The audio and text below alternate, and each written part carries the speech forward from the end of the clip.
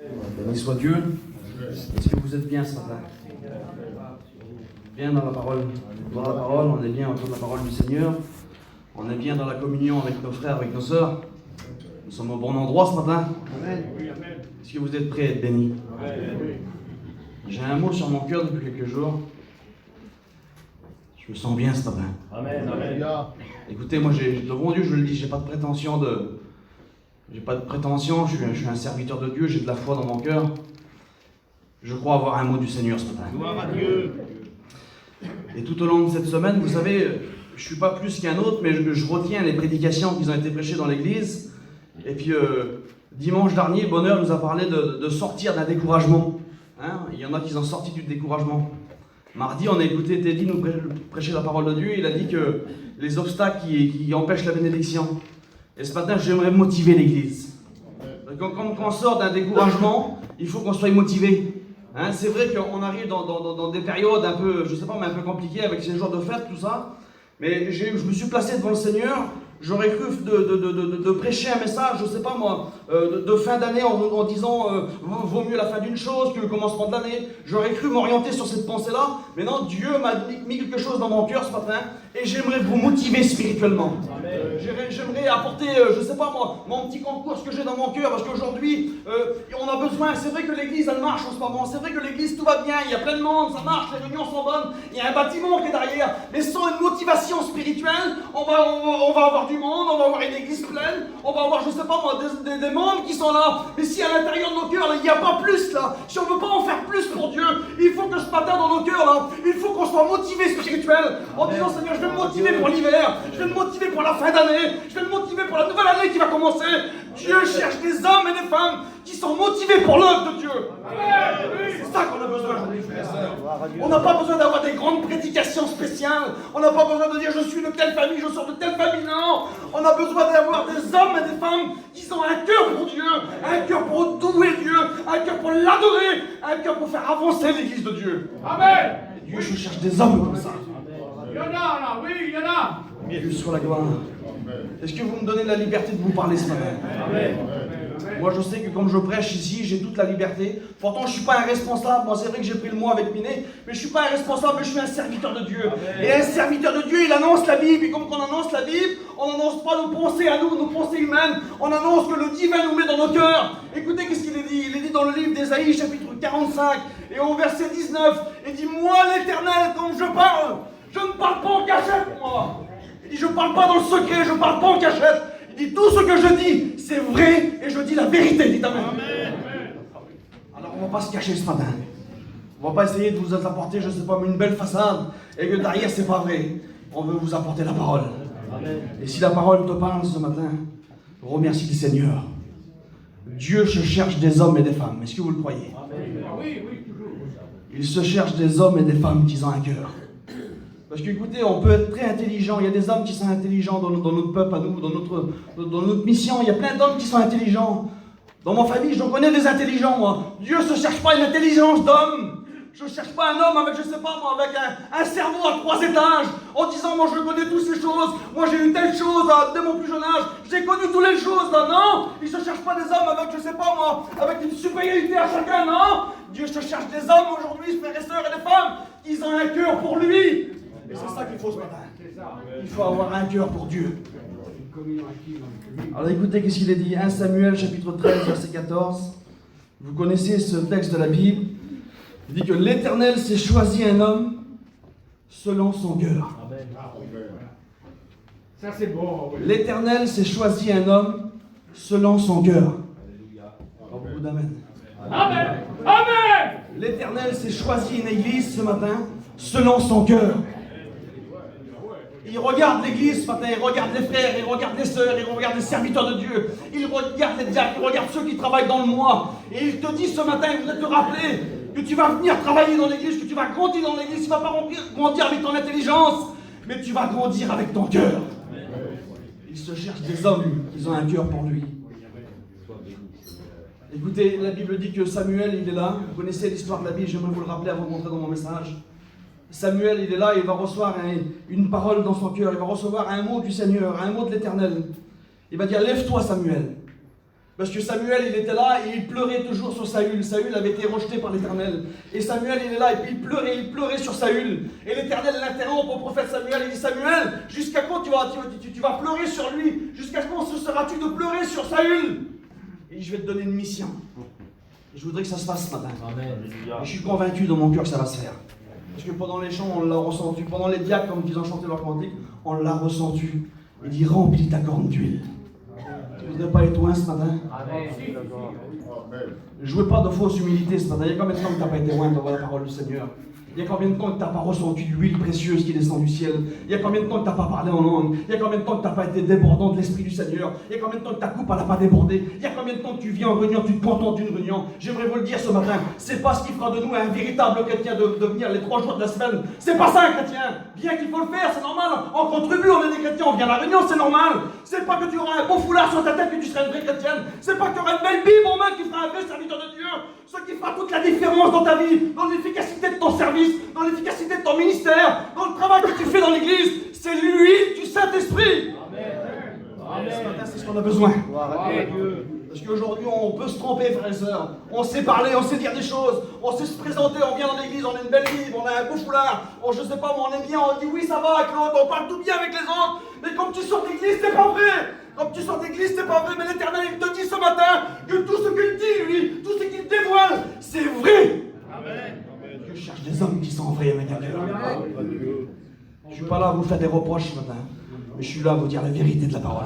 C'est pas qui parle. Tu peux venir 100 000 réunions, tu peux venir tout l'hiver, tu peux participer à tous les mardis, à tous les vendredis, à tous les dimanches. Si tu as une apparence devant Dieu, ça ne tient pas dans l'église. Ce qui tient dans l'église, c'est l'huile du Saint-Esprit. Dieu se cherche des hommes qui ont besoin d'être loin. Gloire à Dieu. Alors il dit remplis ta corne d'huile. Il dit remplis ta corne d'huile et il dit tu vas aller dans la maison d'Isaïe. Vous connaissez l'histoire. Et comme qu'il arrive dans la maison d'Isaïe, c'est le prophète Samuel. J'en suis sûr et certain, et puis j'y ai pas de prétention ce matin, mais il n'y en a pas des prophètes Samuel parmi nous. On connaît les ministères d'église, il n'y a pas de prophète parmi nous, je ne sais pas, moi il y en aurait. Mais moi, j'en ai pas vu encore. Il n'y a pas de prophète parmi nous. Dieu, il donne un message dans le cœur de Samuel. Il dit, tu vas aller dans une maison là-bas. Il y a 8 fils qui sont là. Et tu vas choisir un roi. Je veux les consacrer. Tu vas le oindre. Tu vas prendre la corne d'huile. Tu vas aller dans la maison. Tu vas réunir tous les fils d'Isaïe. Imaginez-vous un petit peu la scène. Dans une petite maison, dans un petit village. Et Isaïe, il est là. Il a tous ses fils qui sont autour de lui. Et puis le prophète, il vient. Et quand il vient, le prophète, les hommes qui sont là dans le village, ils vont avoir peur. Ils vont voir le prophète arriver. Ils vont être effrayés. Et bien aujourd'hui, j'aimerais te dire aujourd'hui, il ne faut pas que tu aies peur ce matin. Il ne faut pas que tu aies peur que la parole elle te parle. Il ne faut pas que tu aies peur que la parole elle te dévoile des choses peut-être. Mais ce matin, l'Éternel il vient de son ciel de gloire avec sa corne d'huile. Et puis il te dit que c'est ce matin qui va être loin. C'est ce matin qui va être rempli. C'est ce matin que l'huile elle va couler sur ta vie. Elle va couler sur tes enfants. Ça fait combien de temps que l'huile elle n'a pas passé sur ton cœur? Ça fait combien de temps que l'huile elle n'a pas passé sur ton ministère? Ça fait combien de temps que l'huile elle n'a pas passé sur ton diaconat? Ça fait combien de temps que l'huile elle n'a pas passé dans ta prière, dans ton jeûne, dans ta dîme? Combien de temps que l'huile elle n'a pas passé sur toi? Je voudrais que l'huile coule sur chacun ce matin. Il rentre. Alléluia. Il voit Eliab. Vous connaissez Eliab, imaginez-vous un petit peu quel homme. Une stature d'homme, on dit c'est lui, Seigneur, quel homme. Quelle puissance, quel homme de guerre. Il connaît la guerre, il est toujours sur le champ de bataille avec Saül. Il est toujours au devant du combat. C'est lui, le prophète, il dit c'est lui l'homme de l'Éternel, c'est lui. Et l'Éternel le reprend, non, c'est pas lui. Il y a des fois, nous on se dit Seigneur, c'est lui qui va avoir la situation dans l'église. C'est lui qui va avoir le message pour l'église. C'est elle qui va débloquer la situation. On dit comme ça aux yeux à nous. Et à des fois on se trompe. C'est lui qu'on ne connaît pas dans l'église. Peut-être on dit on ne le voit jamais sur l'estrade. On ne le voit jamais chanter. On ne le voit jamais témoigner. On ne la voit jamais dans l'église. Eh bien c'est sur celui-là que Dieu a compté ce matin. J'aimerais te le dire ce matin, peut-être que tu te dis Seigneur, mais moi personne ne compte sur moi. Détrompe-toi, il a compté sur toi lui. L'homme de guerre, il est là, Eliab, il dit non, l'Éternel le reprend, il dit regarde à son apparence. Il dit c'est pas l'apparence qu'il faut regarder.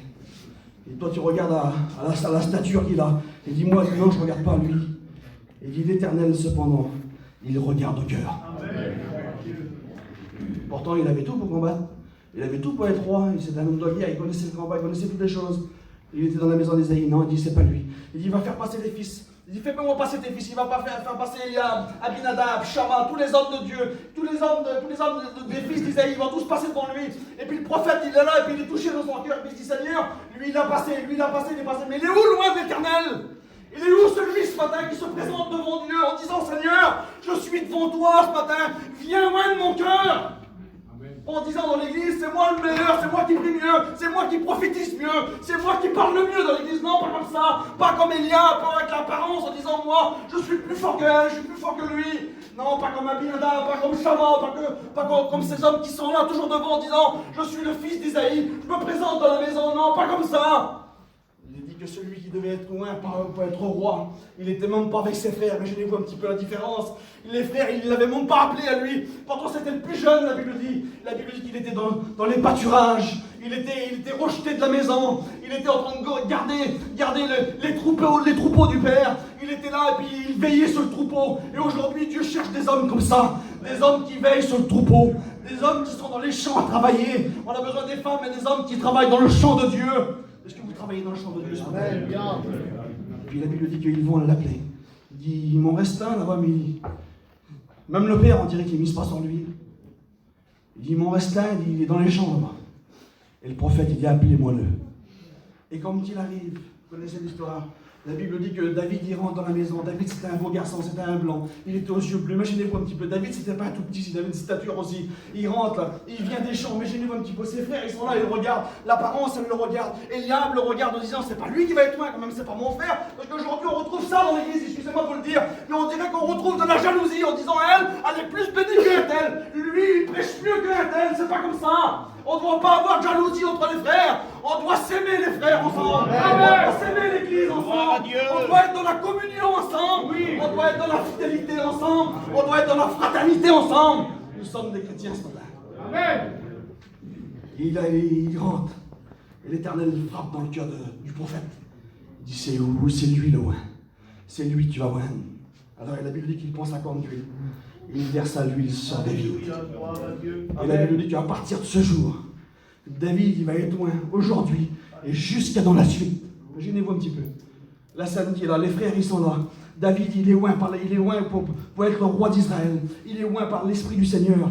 La Bible dit que 1 Samuel chapitre 17, vous connaissez l'histoire, un chapitre plus loin du verset 16, il est dit que l'armée d'Israël est en train de livrer un combat à un géant. Ils sont dans une vallée, ils sont là. La Bible dit que le géant, ça fait depuis 40 jours qu'il se lève le matin, qu'il se lève l'après-midi, qu'il vient le soir et qu'il insulte les enfants d'Israël, qu'il insulte les chrétiens. J'aimerais vous dire que le diable nous fait la guerre. Ces démons nous font la guerre tous les jours. Tous les jours, il est contre les serviteurs de Dieu, il est contre les chrétiens, il est contre les chrétiennes. Ça fait plus de 2000 ans qu'il nous fait la guerre. Depuis le commencement, il nous fait la guerre. Depuis la création, il a fait la guerre à l'homme. Et puis là, il est en train de te faire la guerre. Et David, il vient, il va voir ses frères qui sont sur le champ de bataille. Écoutez ce qu'il dit. Et quand il arrive sur le champ de bataille, il dit que le Philistin s'arrêta. Et il va s'adresser aux combattants qui sont là. Il va s'adresser à l'armée de l'Éternel. Il va s'adresser au peuple qui s'est en train de combattre. Écoutez ce qu'il dit. Il dit, le Philistin, il s'adresse aux troupes d'Israël. Il est dit que les troupes d'Israël, ils étaient rangés en bataille. Imaginez-vous un petit peu la puissance qu'il va avoir dans l'armée d'Israël. Il dit, toute l'armée, elle était là, avec les caxes, avec les boucliers, avec l'épée, avec leurs armures. Ils étaient là, tous rangés en bataille. Comme nous, un petit peu ce matin, bien qu'on n'est pas tous rangés en bataille, mais on est tous là dans l'église, on est tous assis. Et puis ils étaient là. Et puis pourtant, dans l'armée de Saül, quels les hommes qu'il y avait? Quels les combattants qu'il y avait? Je ne sais pas, mais les hommes qui voulaient affronter le combat, qui voulaient aller au devant du combat. Et là, ils étaient là, ils étaient rangés dans l'armée, là, et plus la force. Et il y en a peut-être qui sont comme ça ce matin, ils sont dans l'armée, ils sont dans l'église. Ils sont dans l'église, ils sont là ce matin. Et puis ils ont plus la force, ils sont effrayés, ils ont peur du géant. Quand il sort, le géant il est toujours en face de moi. Quand je rentre chez moi, c'est une vallée. Quand je rentre chez moi, il y a un géant qui se présente. Tous les jours, je le vois le géant. Tous les jours, j'ai la misère dans mes yeux. Tous les jours, c'est le problème. Ben, j'aimerais te dire que ce matin, ton géant, il peut être terrassé ce matin. Amen. Il regarde sur l'armée d'Israël et il dit, choisissez-moi un homme qui descend avec moi et qui se batte contre moi. Il dit, aujourd'hui, il dit, je vais lancer un défi à l'armée d'Israël. Il dit, donnez-moi un homme qui est capable de se battre avec moi. Il dit que Saül et tout Israël, qu'ils entendent ces paroles, Saül, c'était pas n'importe qui, frères et sœurs. Est-ce que vous croyez que Saül connaissait le combat? Saül, il savait mener une bataille quand même. Saül, il avait des hommes qui étaient je ne sais pas qui étaient avec lui dans l'armée, il y avait des combattants avec lui, il savait livrer une bataille, Saül. La Bible dit que Saül, il dépassait l'armée d'Israël d'une tête. Imaginez-vous quel homme ça devait être. Quel combattant que ça devait être. Mais Saül, il était rejeté à ce moment-là. Il n'avait plus l'esprit du Seigneur. C'était David qui était le loin. C'était David, l'homme de la situation. Et Dieu se cherche des hommes comme ça aujourd'hui. Des hommes de la situation. En disant, Seigneur, lui, non, il ne pourra pas le faire. Moi, j'ai misé sur le petit qui est dans l'église. J'ai misé sur la petite femme qui est dans l'église qu'on ne voit pas. Dieu veut te loin ce matin. David, il arrive, il voit Saül, qui sent effrayé par la peur. Il sent saisi d'une grande crainte, la Bible dit. Et comme qu'il arrive, il dit que Saül, il a les 3 fils aînés d'Isaïe qui est avec lui. Il dit, il a le premier-né, il a Eliab, il a Abinadab et il a Shama. David qui vient, il voit Saül, il voit ses 3 frères qui sont là. Il écoute lui. David, il écoute. Il écoute le problème. Il analyse la situation. Il voit qu'il y a un géant qui est en face, qui se présente le matin, qui se présente le soir, pendant 40 jours. Et il vient, il va écouter les insultes du géant, il va écouter les insultes de l'ennemi. Et puis David, il est là, il va regarder sur Saül, il va parler à Saül, il va dire, Saül, en voulant dire, vous êtes là, vous êtes dans l'armée, c'est vous les combattants, vous avez peur. Il dit que personne ne se décourage à cause de ce Philistin. Peut-être que tu t'es découragé dans ces mois.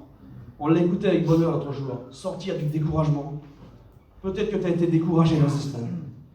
Peut-être que tu es à l'église ce matin, mais tu es découragé dans ton cœur. Puis j'aimerais te le dire, que personne ne se décourage. Il y a des géants qui sont devant toi, il y a des vallées, il y a des montagnes. Il y a des problèmes qui sont devant toi, qui te surpassent. Tu dis, Seigneur, j'arriverai pas à les surmonter. Décourage-toi pas ce matin. Le maître, il est ici. David dit à Saül, il dit, ton serviteur ira se battre contre lui. Imaginez-vous un petit peu la scène. Un jeune garçon qui arrive sur le champ de bataille, l'autre, ça fait des années qu'il livre des batailles à des ennemis, à des Philistins. Il dit, ton serviteur ira se battre. Saül, à ce moment-là, il n'a plus la vision pour dire, Seigneur, oui, David, il va y aller. Il n'a même pas la vision de voir que c'est lui l'homme de la situation. Il ne va même pas avoir la vision de dire, c'est lui qui va combattre le géant, c'est lui le loin. Il va dire, t'es trop jeune, t'es trop petit, t'es un enfant, tu ne vas pas te battre avec lui. Et il va le reprendre. Il va voter. Peut-être que ce matin, dans ton cœur, tu te reprends en disant, oui, mais lui, il ne mise pas sur moi, ou elle ne mise pas sur moi. On ne mise pas sur moi dans l'église. Mais comme je suis dans les prés, moi, comme je suis dans le champ de Dieu, il ne sait pas le travail que je fais.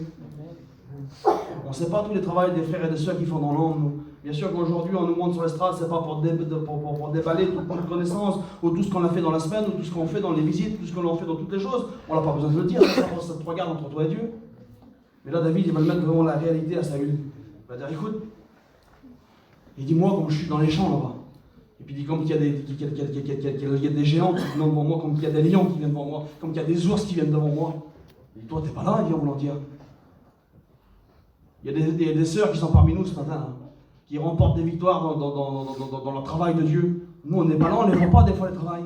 On ne voit pas le travail que vous faites. Il dit comme il y a une brebis qui était là dans le pâturage et que le lion il venait et qu'il l'attrapait, comme l'ours il l'attrapait. Il dit moi David, je courais à travers derrière le lion, je le saisissais, je l'arrachais de sa gueule, j'arrachais la brebis de la gueule du lion. Et Saül il est là, lui, il dit rien du tout. Il dit rien du tout, oui, parce que c'est l'esprit qui parle. Que c'est beau un homme qui est rempli du Saint-Esprit. Que c'est beau un homme qui est rempli de la présence du Seigneur. Saül il dit même plus t'es un enfant maintenant. Il laisse faire. Il dit, je prenais, il dit je l'égorgeais, je le frappais. Et puis il dit que Saül va le laisser, il va lui donner, vous connaissez, il va vouloir lui donner son armure, il n'en veut pas. La Bible dit qu'il prend en main, vous connaissez l'histoire, il va prendre dans le torrent, il va prendre des pierres, il va prendre son bâton, et il va sur le champ de bataille. Et puis là il va avoir un affrontement entre deux hommes. Un jeune David et un géant qui est en face de lui. Il dit, toi, tu marches contre moi. Alors lui, il est équipé, il a ce qu'il faut. Là. Et tu marches contre moi avec l'épée, avec la lance, le javelot, toutes ces choses. Et puis c'est ce qu'on doit faire ce matin. Il dit, moi David, je vis au nom de l'Éternel. Dieu cherche des hommes qui se présentent devant le géant, qui se présentent devant le problème, en disant pas, moi je suis de la famille à un tel dans la mission, je suis de la famille à un tel dans la mission. Je connais un tel, je connais tel serviteur, je connais tous les serviteurs. Non, c'est pas comme ça. Tu vas te faire terrasser devant le géant. Viens pas avec ton savoir, avec ton intelligence, avec tes tables, avec tout ce que tu veux, avec ton matériel, avec tes maisons, tout ce que tu veux. Viens pas avec ça. Viens au nom de l'Éternel. Et comme tu vas, vous connaissez l'histoire, il prend la pierre, il va jeter la pierre, et il va terrasser le géant. Il t'amène. Oui. David, c'est le cœur qui est loin, c'est le cœur qui en veut, c'est le cœur qui est au combat, qui est au contact. C'est le cœur dévoué, David. Voilà le message de ce matin. Je voudrais vous parler du cœur dévoué ce matin. Vous êtes avec moi? Amen. Gloire à Dieu. David, dans son cœur, c'est l'homme zélé, c'est l'homme qui aime la parole, c'est l'homme qui aime écrire, c'est l'homme qui aime, je ne sais pas, mais il aime être en communion avec Dieu. Écoutez ce qu'il dit. David, il aime bien la parole. Vous aimez la parole ce matin? Oui. Est-ce que vous aimez la parole? Oui, on s'en nourrit tous les jours. Amen. Continuez. David prenait la parole, la Bible dit, et il a serré dans son cœur. Ce matin, Dieu cherche des hommes et des femmes qui ont du zèle. Dites Amen. Vous êtes zélés ce matin? Pas un vilain zèle, hein? Pas un zèle qui est amer en disant moi j'en fais plus que l'autre, j'en fais plus que mes copains serviteurs de Dieu. Non, pas un zèle comme ça. Mais un zèle qui vient du ciel, un zèle qui vient te motiver, un zèle qui vient motiver ton cœur. Écoutez, il est dit que Élie le prophète, il est dit comme ça dans 1 Roi chapitre 19, il dit j'ai déployé. Il avait déployé son zèle. Et aujourd'hui, Dieu cherche des hommes qui ne déploient pas, je ne sais pas, mais en disant, moi je fais mieux que l'autre, je fais mieux que elle, dans l'église je prêche mieux qu'un tel, je témoigne mieux qu'un tel, je chante mieux qu'un tel, je joue mieux de la guitare qu'un tel, je sais mieux faire les choses qu'un tel. Non, Dieu cherche des hommes. Il dit que Élie, il avait déployé son zèle. Mais pour qui qu'il l'avait déployé? Aujourd'hui, si on travaille dans l'église, c'est pour qui qu'on le fait? C'est bien qu'on respecte nos anciens, Seigneur, qu'on respecte les serviteurs de Dieu. Mais aujourd'hui, moi, si je travaille pour Dieu, excusez-moi les frères, mais je ne le fais pas pour les responsables. C'est pas méchant ce que je dis, comprenez ce que je veux dire? Aujourd'hui, si je me donne à fond dans l'œuvre du Seigneur, je ne le fais pas pour les anciens, pour dire il n'est pas vaillant, le jeune, là. Ou alors comment il travaille pour Dieu? Non. Il dit que le prophète Élie, il avait déployé son zèle pour l'éternel. Ben, Dieu cherche des hommes comme ça, frères et sœurs. Pas des hommes de, je sais pas, en disant, allez, c'est pas rien, Dieu, t'as vu comment il fait les choses? Non. Des hommes qui ont un cœur et un cœur zélé. C'est ça qui fera avancer l'église, frères et sœurs. C'est pour ça que je voudrais vous motiver ce matin, en disant, si tu as du zèle ce matin, imaginez-vous un petit peu si on avait, je sais pas moi, on serait tous ce matin, hein, tous encouragés, tous avoir le même zèle, là, toute la même direction, toute la même pensée. Imaginez-vous un petit peu comment on va travailler pour Dieu, comment on va aller sur les places, comment on va aller dans les terrains, comment on va aller apporter la parole de Dieu. Je sais que l'église a plein de bons projets spirituels, je sais que les pasteurs dans leur cœur, ils ont des bons projets, ils ont des bonnes idées. Eh ben, il faut que dans notre cœur, frères et sœurs, pas simplement que des idées, pas simplement que des pensées, mais il faut que ce soit animé d'un zèle qui est pour Dieu, un zèle qui en veut, en disant Seigneur, je suis le pasteur d'église, je suis le chrétien de l'église, je veux motiver mon église, je veux participer à mon église. Vous avez vu comme c'est beau, comme qu'il y a la dîme le dimanche, comme les chrétiens ils viennent apporter leur offrande, que c'est beau lorsqu'on écoute des sommes en disant ils ont donné telle somme dans l'église, que c'est beau Seigneur. Ben ça c'est motivant, ça motive l'église, on a besoin de se motiver ce matin. Dieu cherche des hommes qui ont du zèle spirituel. Il est dit que David, il avait son cœur dans la louange, que c'est beau Seigneur. Il dit, je louerai l'Éternel, je louerai l'Éternel, je louerai ses bienfaits. Il dit, sa bonté dans mon cœur, elle ne s'est jamais épuisée. Elle a toujours été là, dans mon cœur. Elle n'a jamais manqué. Il dit, dans mon cœur, ça ne s'est jamais épuisé. Je le louerai, son saint nom soit glorifié. Et il dit comme ça dans le psaume qu'il est son berger. David connaissait l'Éternel, connaissait son berger. Et ce matin, on a besoin de le connaître de plus en plus, frères et sœurs. On a besoin de le louer, on a besoin de l'adorer, on a besoin de connaître ses bontés, on a besoin de connaître ses bienfaits. Il y en a qui sont dans l'église et des fois, ils disent, Seigneur, ils reçoivent une bénédiction, ça fait 20 ans qu'il est dans l'église, il reçoit une bénédiction, il dit Seigneur, je l'avais jamais ressenti ça, mais comment ça se fait? Eh bien, tu as besoin de connaître le Dieu de ton Père, tu as besoin de connaître le Dieu de ton Créateur, en disant ce matin comme David, Seigneur, je veux louer ton nom, je veux rentrer dans la louange, je veux rentrer dans la bénédiction. Voulez-vous rentrer dans la bénédiction? Écoutez, David, c'est le cœur qui est bon, on l'a écouté vendredi avec Ménor, que c'est beau un homme qui a de la repentance dans son cœur, qui a du pardon. Pourtant, David, c'était pas, je sais pas, moi, c'était pas un super-héros. Hein. Aujourd'hui, Dieu ne cherche pas des super-héros. David, c'était un homme qui était de la même nature que nous, frères et sœurs. Il avait ses penchants, il avait ses désirs. Et il a pu dire qu'à un moment donné de sa vie, David, il va commettre quelque chose, il va avoir une cassure dans son cœur. Donc voilà, David, il a du pardon dans son cœur. Il a de la repentance parce qu'il connaît Dieu. Et puis comme on connaît Dieu, frères et sœurs, lorsqu'on fait une faute ou qu'on fait une erreur, on a de la repentance dans nos cœurs. Et lorsqu'on est près de Dieu, et comme qu'il y a une repentance dans nos cœurs, on sait mettre le genou à terre. On sait s'humilier en disant, Seigneur, moi je suis un chrétien, moi je suis une chrétienne, moi je suis un pasteur. Seigneur, je veux m'humilier ce matin. Et puis David, il est là, il va commettre l'irréparable, il va commettre la cassure. Et puis il va dire comme ça, il va demander quelque chose à Dieu. Il va dire, Seigneur éternel, détourne tes regards de la misère que j'ai fait. Détourne tes regards. Parce qu'il a une repentance dans son cœur. Et puis il sait que sa repentance, elle est vraie. Que c'est beau une personne qui est vraie comme qui fait une prière. Gloire à Dieu. On l'a écouté avec Miller l'autre jour. Tu peux le dire que tu l'as pardonné de tes lèvres, mais dans ton cœur, si t'es pas vrai, ça marche pas. Que c'est beau une personne qui a une vraie repentance dans son cœur, qui a le vrai pardon dans son cœur. Il dit, détourne tes regards de mon péché, Seigneur. Et puis il dit, viens créer en moi. Il dit, crée en moi ce matin. Je ne veux pas de fausse humilité ce matin. Qui c'est qui voudrait que le Seigneur vienne créer quelque chose dans son cœur ce matin? Levez la main. Gloire à Dieu. Gloire à Dieu. Ce matin, c'est toute l'église qu'on veut ce matin. Viens créer en moi, il dit. Il dit, crée en moi un cœur pur.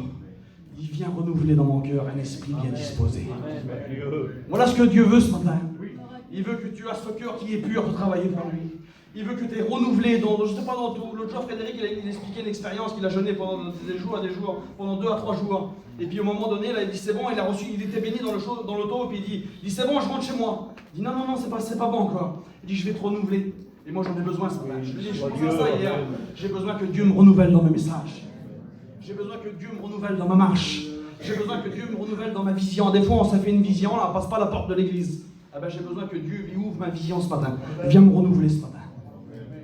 Oui, renouvelle en moi ce matin un esprit bien disposé. Alors écoutez qu'est-ce qu'il est dit. David, il a le désir dans son cœur de faire quelque chose pour l'Éternel, mais voilà, il a empêché. Il a empêché, et puis il va réunir, là, David c'est le roi, il va réunir tout le peuple d'Israël, il va réunir tout Jérusalem, tous les contrées qui sont autour. Il y a des milliers de personnes qui sont là. Imaginez-vous un petit peu, c'est le roi David. Il réunit tout Jérusalem, tous les bourgades qui sont autour, il les réunit, et puis il dit, je vais parler au peuple. Ça devait pas être important comme qu'il devait parler David, comme qu'il devait s'adresser à son peuple, comme qu'il devait s'adresser à Jérusalem, à Israël. David, il est là, et il dit, je vais convoquer tout Jérusalem, tous les chefs qui sont autour de moi, et puis il dit, je vais leur dire quelque chose. Et David se tient debout, dans 1 Chronique chapitre 28, au verset 2, il dit, je me tenais debout. Il dit, car j'avais l'intention de faire quelque chose pour l'Éternel. Il dit, le cœur de David, là, le dévouement qu'il avait spirituel, le désir qu'il avait de motiver l'Église, il dit, voilà, il dit, on va faire quelque chose. Il dit, j'ai l'intention de bâtir une maison pour l'Éternel, pour que l'arche de l'Alliance reste dans la maison de l'Éternel. Mais voilà, David, je vous l'ai dit, là, il a fait des choses, c'était un homme de guerre. La Bible dit que un peu plus bas dans le verset, il a versé beaucoup de sang, et puis il a empêché. Mais Dieu voit son désir. Et puis des fois, il y a des hommes qui sont là, ils ont le désir pour le faire la chose, mais ils se disent, Seigneur, mais je ne pourrai pas aller chez lui, moi. Alors Dieu regarde, et dit, le désir que Tony, par exemple, il a eu, il est bon. Alors à travers Tony, là, je vais mettre quelque chose dans son cœur qui va aller chez Frédéric, et qui va transmettre le message. Ah ben c'est comme ça aujourd'hui. Dieu se cherche des hommes qui ont une bonne intention spirituelle, en disant, Seigneur, je vais présenter quelque chose à l'église. Vous savez que tout ce qui se fait dans l'église, là, c'est pas que les responsables qui le mettent en place. L'autre jour, il y a un garçon, là, des jeunes comme nous, là, il a eu un désir terrible. Il a dit, il a proposé un projet dans l'église. Les responsables qui étaient là, ils ont vu que le projet il était bon, ils ont validé. Ben, il y a des intentions spirituelles qui sont bonnes, frères et sœurs.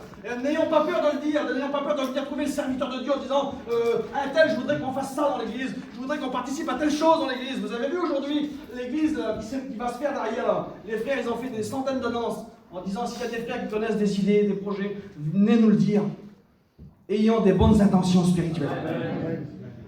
Pas des intentions en disant, on va chez Miller ou chez Frédéric, en disant, t'as vu l'autre là-bas, t'as vu ce qu'il a fait. Comme tu vois au bout des choses, c'est pas vrai. C'est pas des intentions comme ça qu'on a besoin ce matin. On a besoin des intentions d'hommes qui veulent faire avancer l'église, de dire, Seigneur, je veux me motiver, je veux me mettre en marche, je veux avoir ce cœur dévoué. Et David, il est là, il va dire, Dieu va lui parler, il va dire, toi tu ne pourras pas, mais il dit, il y a ton fils qui est là. Il dit, il y a ton fils Salomon. Et tu vas transmettre le message à ton fils. Et ce matin, je n'ai pas de prétention, mais ce que j'ai dans mon cœur, j'aimerais vous le transmettre. Je ne sais pas si ça passe ou pas ce matin, mais je sens que vous êtes avec moi. Voilà, je prends le travail. L'autre jour, on a rigolé un petit peu avec les garçons. Ils ont dit, voilà, je ne suis pas trop d'ici, je ne fais pas trop le travail qu'il faut faire. Mais il l'a dit en rigolant. Ben, moi, j'ai dit, moi, je ne suis pas de Rouen, je suis de la Bretagne, mais tout ce qu'il y a à manger dans l'église, je le fais. Tout ce qu'il y a à manger de spirituel, je dis bien, hein, je le fais. Il y a une réunion à faire, je la fais. Il faut diriger une réunion, je la fais. S'il faut aller faire quelque chose, je le fais. Je veux me rendre disponible. Il n'y a pas plus beau qu'une personne qui est disponible. Miller, comme qui nous appelle, si on ne décroche pas, on est mort. Hein, Miller? C'est beau quelqu'un qui est disponible. Ben, soyons disponibles pour l'œuvre de Dieu. Soyons ces hommes qui disent, moi je me lève ce matin, en disant, Seigneur, moi j'ai le cœur. C'est vrai que dans les mois qui sont passés, peut-être que je n'ai pas été toujours dévoué, je n'ai pas toujours eu ce zèle qu'il a eu, je n'ai pas toujours eu sa bonté, je n'ai pas toujours eu la repentance que David il a eue. Mais ce matin, je me lève en disant, Seigneur, moi je veux être l'homme de la situation. Je veux être cet homme. Et il va transmettre le message à son fils. Il va dire comme ça. Il dit, maintenant aux yeux de tout Israël, de l'assemblée de Dieu. Alors mon fils, tu es là. Il y a tout le peuple qui est devant toi. Il y a des milliers de personnes. Alors c'est important ce matin que vous êtes tous devant moi. C'est important qu'on prenne une décision devant l'église. Quand on lève la main et qu'on dit, moi je veux être mieux, je veux qu'il me renouvelle, je veux avoir le cœur pur. C'est important de le faire. Mais il dit maintenant, mon fils, il dit, c'est pas simplement que dans la présence, devant tous les hommes qui sont là, devant tout Israël qui est là. Mais il dit maintenant devant l'assemblée de l'Éternel. Il dit en présence de notre Dieu qui vous entend et qui observe. Il dit mon fils, il dit prends à cœur tous les commandements de l'Éternel, votre Dieu, afin que tu possèdes ce bon héritage. Comme on prend des décisions, c'est bien de les prendre devant les hommes. Merci Seigneur. Merci Seigneur pour ceux qui font des appels, j'en fais. Quand ils vont à chaque prédication, je fais un appel. Et c'est pas simplement de lever la main devant les hommes qui fera de toi un vrai chrétien. C'est ce matin, il y a la présence de notre Dieu. Et il le dit, il est en présence de Dieu, en présence de l'Éternel qui est là. Et il dit, toi mon fils, qu'est-ce qu'il lui dit? Il dit, toi mon fils Salomon, il dit, connais le Dieu de ton père. Vous connaissez Dieu ce matin? Écoutez, moi ça va faire 13 ans que je suis baptisé. 13 ou 14 ans cette année au mois de juillet. J'ai besoin tous les jours de le connaître. Il y a des anciens qui sont parmi nous ce matin, là, qui ont peut-être plus de 50 ans de vie chrétienne. Je sais qu'ils ont besoin de le connaître encore. Il regarde sur son fils, il dit, connais le Dieu de ton père. En voulant dire par là, moi j'avais un désir. C'était David qui parle à son fils, il dit, moi j'ai un désir. Tu connaissais mon fils le désir que j'avais, le désir pour le peuple, le désir que j'avais pour l'arche de l'alliance, pour la bénédiction, pour la sainteté. Tu connaissais mon désir. Tu connaissais mon désir de vouloir être devant, de vouloir pousser l'armée d'Israël. Eh ben aujourd'hui, il lui dit comme ça, il dit, mon fils, il dit, connais le Dieu de ton père. Connais le Dieu des exploits, connais le Dieu de la réconciliation, connais le Dieu de la bénédiction, connais le Dieu de la pureté, connais le Dieu de la sainteté, connais le Dieu de la communion. Il semblerait qu'aujourd'hui on ne connaît même pas la communion. On dit aux autres, tu connais la communion? Je ne sais pas, je suis à connaître d'autres, je suis bien. Mais c'est pas ça la vraie communion, c'est de rentrer en contact avec lui en disant, Seigneur, je veux rentrer dans le lieu secret, le cantique qu'il a fait Tony là. C'est quand tu seras dans le lieu secret que tu vas révéler des choses. C'est quand tu seras dans le lieu secret que quand tu vas sortir du lieu secret là, tu pourras aller sur le champ de bataille, tu pourras aller sur le mont Goliath en disant, moi, je viens au nom de l'Éternel. Amen. Amen. Dieu cherche les hommes comme ça. Il sort du lieu secret. Il connaît le Dieu de ton père. Et puis il dit, serre-le d'un cœur dévoué. Il faut que tu le serres d'un cœur dévoué. Et c'est ça le message de ce matin. Il faut que tu le serres d'un cœur dévoué. Serre-le d'un cœur dévoué. Il dit, une âme bien disposée, car l'Éternel, mon fils, même si tu n'es pas disposé, si tu le fais pour me faire plaisir à moi, en voulant dire dans son langage, je comprends comme ça, moi. Il dit, car l'Éternel, il connaît tout ton cœur, il connaît toutes tes pensées. Il connaît ton cœur, il va pénétrer les desseins qu'il a formés sur toi. Toutes tes pensées, il les connaît. Si tu le cherches, tu vas te laisser trouver. S'il y a des chrétiens qui cherchent Dieu ce matin, vous ne voyez pas qu'il va le trouver, vous? Et si tu ne le cherches pas, il va t'abandonner, il va te laisser tout seul. Il dit, considère maintenant que l'Éternel t'a choisi. Alors, pas simplement choisir pour prêcher la parole de Dieu, mais il dit, considère maintenant que l'Éternel t'a choisi afin que tu bâtisses une maison qui serve de sanctuaire. On a besoin de créer quelque chose chez nous ce matin. Individuellement, chacun dans nos cœurs, dans nos foyers, personnellement, dans nos familles à nous, chez nous, dans mon foyer. J'ai besoin de créer quelque chose. J'ai besoin de faire un sanctuaire pour Dieu.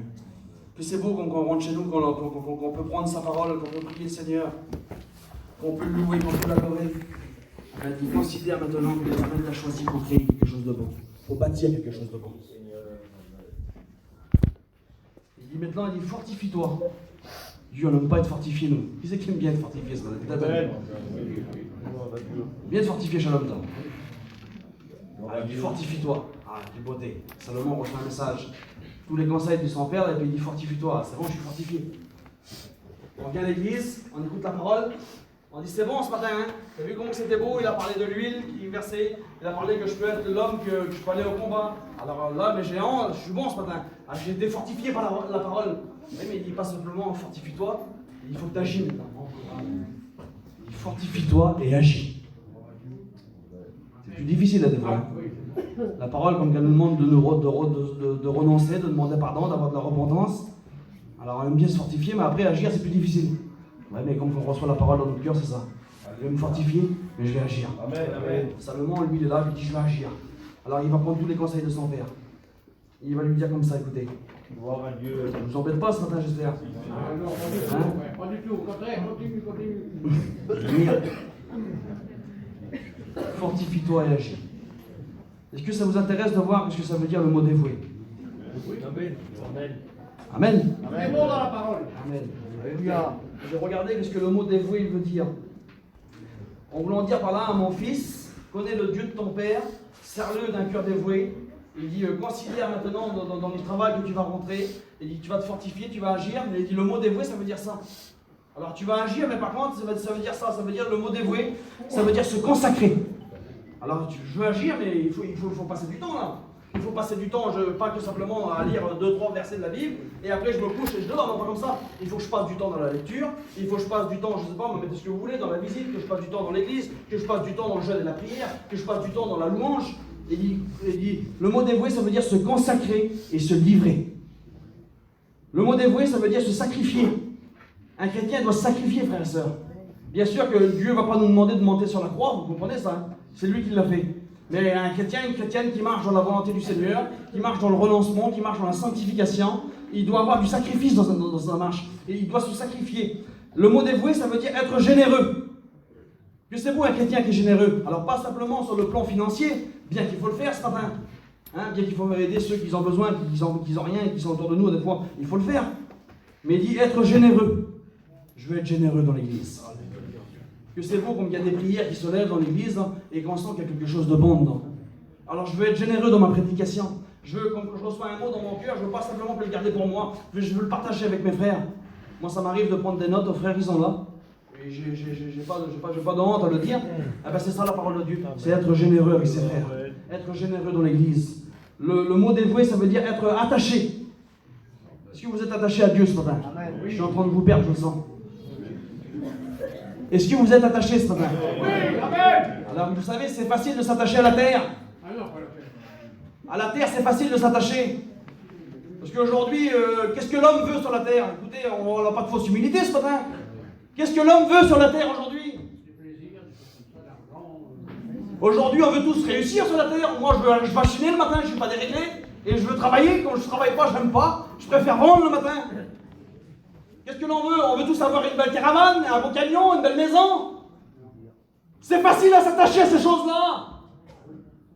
Aujourd'hui, on est dedans, on rentre dedans, on dit, allez, je vais avoir, je sais pas moi, la plus belle campagne, et on se tue dans le travail. On se tue, mais il vient toujours revenir, pourtant je l'ai vu. Oui, mais il est attaché à quelque chose. Et Dieu, ce matin, ne cherche pas des âmes comme ça, frères et sœurs. Bien qu'il faut avoir un toit, j'en ai un toit. Moi, j'ai 2 petites cabanes chez moi là-bas, je suis heureux. J'ai un camping, une caravane, j'ai une auto, j'ai tout ce qu'il faut, c'est bien. Et Dieu cherche des hommes et des femmes qui sont attachés à l'huile précieuse. Dieu cherche des hommes et des femmes qui se disent, Seigneur, je veux m'attacher à tes promesses, je veux m'attacher au dévouement spirituel, je veux m'attacher dans l'église, aux serviteurs de Dieu, je veux m'attacher à ta présence, je veux m'attacher dans l'église. Je veux être là ce matin. Là pour lui. C'est trop facile à s'attacher à la terre, frères et sœurs. Et c'est difficile de s'attacher au ciel. Et pourtant, c'est l'inverse qu'il faut faire. Nous qui sommes chrétiens ce matin, je le dis de tout mon cœur, il faut se détacher de la terre, et puis il faut essayer de s'attacher au ciel. Exactement. Alors, ce ne sera pas toujours facile, mais un chrétien, il doit se sacrifier, il doit se consacrer, il doit se livrer, il doit être généreux, il doit donner de son temps, il doit donner de son argent, il doit donner de ses pensées, il doit donner de tout ce qu'il a dans lui là. Il faut s'attacher à lui ce matin. Le mot dévoué, ça veut dire être bon. Gloire à Dieu. Être bon, un chrétien, c'est bon. Un chrétien, s'il n'est pas bon, il a un problème. Ah oui, un gros problème. L'amour, c'est la bonté. Hein, il est dit dans Romains chapitre 5, verset 5, il dit que l'amour elle a été versé dans nos cœurs par le Saint-Esprit. Si on a reçu l'amour de Dieu dans notre cœur, c'est automatique. Je ne me force pas à être bon. Non, ça va tout seul. Hein, béni soit Dieu. Un chrétien, c'est être fervent d'esprit. Un chrétien, c'est être fidèle. Que c'est beau quelqu'un qui est fidèle. Un chrétien, le mot dévoué, ça veut dire être serviable. Un chrétien, le mot dévoué, ça veut dire être sûr. Alors c'est des mots tout simples ce matin. Je n'ai pas fait de théologie pour sortir ces mots-là. Que c'est beau quelqu'un qui est sûr. Milo, elle est d'accord avec moi, c'est bon, c'est l'ancien. C'est beau quelqu'un qui est sûr. Quelqu'un qu'on peut compter sur lui, c'est beau. On n'a pas besoin de lui dire 36 fois, fais telle chose, t'as fait telle chose là-bas. T'es sûr que t'as été, on n'a pas confiance. On lui a dit pourtant, mais on l'appelle. Tu crois qu'il a été l'autre là-bas? Non, c'est pas comme ça. Comme quand on dit quelque chose dans l'église, On veut compter sur des hommes et des femmes qui sont sûrs. Le mot dévoué, ça veut dire être zélé, je vous l'ai dit tout à l'heure. Ça veut dire donner et offrir. C'est disposer à tout pour le servir. Quelle beauté, Seigneur. Je suis là, je suis dans le service et je suis disposé. Alors il va prier pour son fils. Il va lui dire comme ça, donne à mon fils un cœur dévoué à l'observation de ta parole. Afin qu'il mette en pratique toutes les choses et qu'il bâtisse le palais dont j'avais préparé. Dans l'intention que j'avais là, donne-lui à mon fils là, le courage de lire la parole, de mettre en pratique la parole, de mettre en pratique les ordonnances. Il dit car il va bâtir quelque chose. Que c'est beau des hommes qui bâtiront Dieu, que c'est beau des hommes, des ministères qui ont bâti leur vie, qui ont bâti leur vie sur Jésus. Que c'est beau un chrétien, une chrétienne qui sont dans un foyer chrétien et qui ont bâti quelque chose sur le dur, quelque chose sur le roc, quelque chose qui est sur Jésus. Vous avez bâti votre vie sur Jésus ce matin. Oui. Gloire à Dieu. Alors j'ai marqué ça. Si on a le cœur dévoué, si on a le cœur qui veut faire motiver l'église spirituelle, qui veut faire avancer l'église ce matin, alors dans notre cœur on doit aimer. Dites Amen. Si j'ai un cœur dévoué, je dois aimer dans mon cœur. C'est la base de tout. Si j'aime pas, je ne pourrai pas mettre le message en pratique. Je ne pourrai rien mettre du message dans mon cœur. Il dit que je dois avoir ce cœur pour aimer, j'ai marqué. Et lorsque j'ai le cœur pour aimer, alors je peux servir après. Hein? Lorsque j'aime, là, dans mon service, c'est facile parce que j'aime le faire. Il dit, je dois avoir ce cœur pour aider. Que c'est beau quelqu'un qui aide son frère, qui aide sa sœur. Je dois avoir ce cœur pour sauver. J'ai l'amour, j'ai le service, je veux être une aide, ce matin-là. Je veux être quelqu'un qui sera disponible. Alors c'est facile pour les sauver. Ah bien sûr que c'est pas nous qui sauvons, mais nous on est des instruments. C'est facile d'aller témoigner dans les campings. C'est facile d'aller prêcher la parole de Dieu en disant Seigneur, j'ai l'amour dans mon cœur, j'ai le service dans mon cœur, je veux être une aide. Je veux sauver ce matin. Dans mon cœur, je dois avoir le pardon ce matin, on l'a écouté vendredi. Dans mon cœur ce matin, dans le cœur dévoué, je dois protéger mes frères. Vous protégez vos frères? Suis-je le gardien de mon frère? Eh oui, on est le gardien de notre frère. Amen. Le cœur dévoué, c'est ça, c'est de protéger, c'est de pardonner. Il dit, c'est de apprendre. Est-ce que vous avez besoin d'apprendre? Écoutez, on était aux écoles bibliques en première année. Jimmy il nous faisait un cours et il s'arrêtait en plein moment du cours. Il dit, les fils, j'ai quelque chose à vous dire. C'est le président qui nous parlait quand même, c'est important pour nous. Il dit, ça fait plus de 60 ans que je lis la parole de Dieu. J'ai toujours besoin d'apprendre. Vous avez besoin d'apprendre ce matin? Je fais des erreurs, frères et sœurs. Moi, j'en fais beaucoup d'erreurs.